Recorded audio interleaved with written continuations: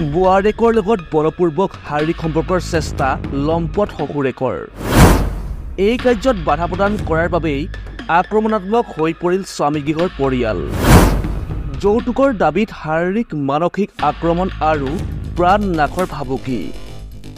ৰাজ্যত পুনৰ নাৰী নিৰ্যাতনৰ ঘটনা। এইবাৰৰ স্থান কলগাছিয়া। প্ৰায় 15 মাহ পূৰ্বে বিয়া হৈছিল ভুক্তভোগী মহিলাগৰাকী।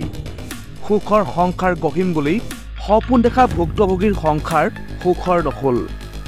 বিবাহৰ পাছৰে পৰাই লম্পট শহুৰেকৰ যৌন নিৰ্যাতনৰ বলি হৈ আহিল ভুক্তভোগী মহিলাগৰাকী। মোৰ 1 বছৰ 3 মাহ হ'ল বিয়া হৈছে।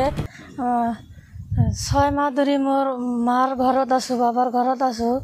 মোৰ স্বামীয়ে মোক মাৰিছে আৰু অত্যাচাৰ কৰিছে, আৰু মোৰ শ্বশুৰেও মোক অত্যাচাৰ কৰিছে, মানে জোৰ জবস্তি কৰিছে।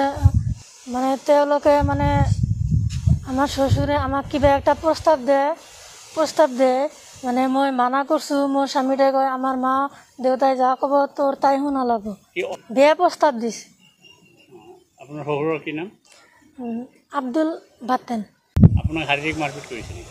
কৰিছে। কিয় কৰে মাৰপিট কিয় কৰে? মানে যৌতুক লাগে, গাড়ী লাগে, ফাৰ্নিচাৰ লাগে, ফাৰ্নিচাৰ দিছে, বুলেট গাড়ী দিছে, আৰু যৌতুক লাগে, মাটি দিছে। আপোনাৰ কি সামাজিকভাৱে বিয়া হৈছিল? সামাজিকভাৱে বিয়া হৈছে। এইখিনি কথা আপোনাৰ ওচৰ চুবুৰীয়া গাঁওবুঢ়া জনাইছোঁ, মানে তেওঁলোকে মিল কৰি দিছে। মোৰ স্বামীয়ে মোক মানে ঘৰত ঢুকবা নিদিয়ে।